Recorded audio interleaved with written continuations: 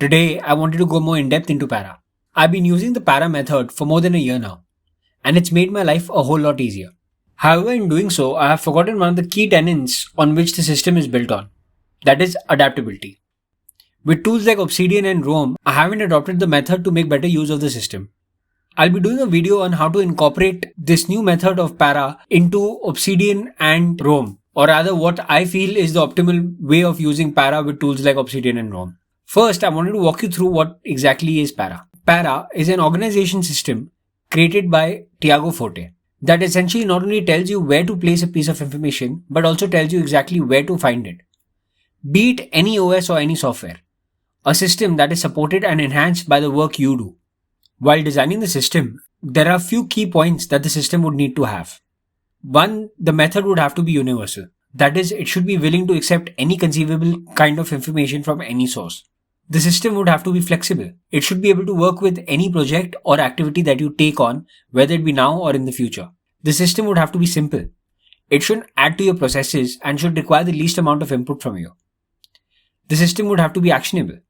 It should be able to seamlessly integrate and work with any kind of tool that you use. The system would have to be cross-platform. It should work with any kind of application, whether available now or one that releases in the future. The system would have to be outcome oriented.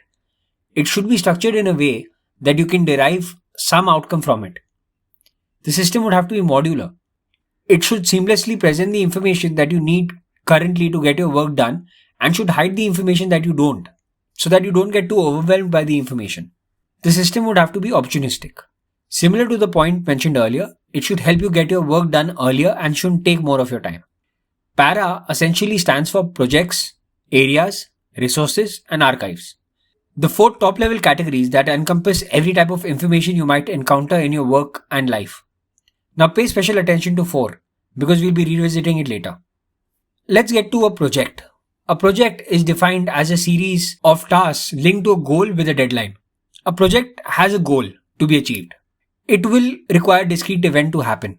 What that means is that you should be able to completely check off the project and remove it from your list of ongoing projects. This goal has to take place by a specific amount of time. That is, it has to have a deadline or time frame, whether externally or self-imposed. In the case of this video, making what is Para is a project. Why? Because it has clearly defined tasks, goals, and outcomes. Now let's come to area. An area of responsibility, as defined, is a sphere of activity with a standard to be maintained over time. An area of responsibility has no end date or final outcome. Your performance in this area may wax and wane over time, but the standard continues indefinitely and requires a certain level of attention at all times. For example, for me, Productivity Guru is an area in which the project What is Para resides. A resource, as defined, is a topic or theme of ongoing interest. Resource is also where research lives. The notes and files placed here will generally contain valuable information, which you may want to access when looking for a material to maybe recommend to someone, like say a summarization of a book.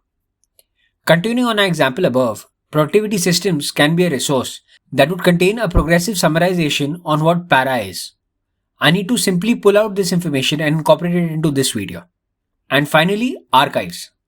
Archives include inactive items from the other 3 categories. The archives are your portfolio of completed projects, each one inactive but ready to offer up potentially useful material to reuse and recycle in future projects.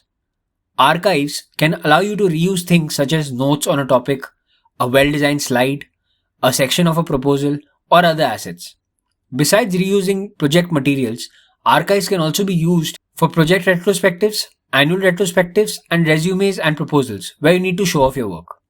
If we take the example of this video, once it's completed and published, I might at some point want to revisit it or do another video. One point to remember is that projects always fall into areas. A few examples as given by Tiago: running a marathon is a project, whereas health is an area. Publishing a book is a project, whereas writing is an area. Saving 3 months worth of expenses is a project, whereas finances is an area. A vacation to Thailand is a project, whereas travel is an area. Planning an anniversary dinner is a project, whereas spouse is an area. There are 3 absolutely critical things you cannot do unless you break out your areas of responsibility into clear articulated projects. The first is that you can't truly know the extent of your commitments. You cannot know what to change until you know what you're committed to. And what you're committed to is not a collection of vague responsibilities, but a short list of tangible outcomes. In other words, projects. Second, you can't connect your current efforts to your long term goals. By breaking these responsibilities into bite sized projects, you ensure that your project list will change nearly every week. This creates a rhythm and a momentum of project completion to maintain your motivation. Third, you can't know if you're making progress toward your goals. Imagine if you had to prepare for your annual performance review and then not being able to think of what you accomplished in the past year. This will not only be demoralizing but will also put you in a wrong mindset for the review. Now imagine if you broke down your areas into clear projects. Not only would this show the clear progression and growth you've experienced, it would also conveniently provide you with a catalog of outcomes you've reached to include in your performance review at year's end. And you'd have much more to show than a list. You'd have separate folders for each complete project with tangible notes, assets, and learnings that you've produced for each. Also, when defining project and areas, you need to be careful not to have an area that you think is a project. For example, say you have a health outcome like losing X kgs. If you consider this as a project, you'll revert right back after it's been achieved because you didn't put in place any mechanism for maintaining the standard. If you had defined it as an area, on the other hand, you would have clearly defined projects that would first help you to lose that weight, then maintain that weight. Now, let's get to how to get started with Para. The very first thing you need to do is start by defining your project list. You should define your projects without using any particular program or tool. You need to write them down on a piece of paper or in a blank document.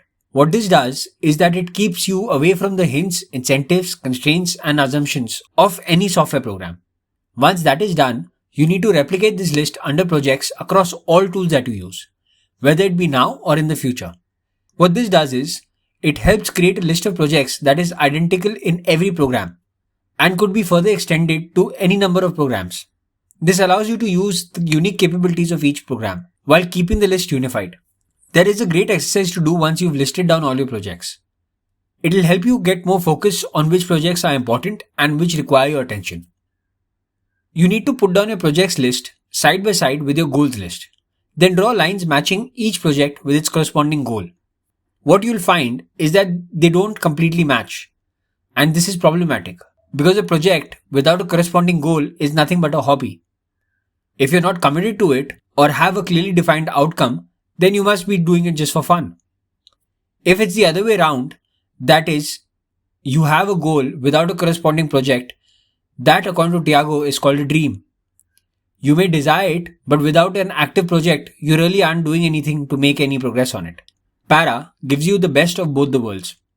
The consistency of centralization with the adaptability of decentralization. It operates according to three core principles.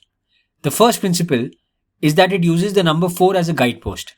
Remember I had mentioned above that we'll be revisiting it? The entire hierarchy is 4 categories wide, that is projects, areas, resources and archives, and no more than 4 levels deep.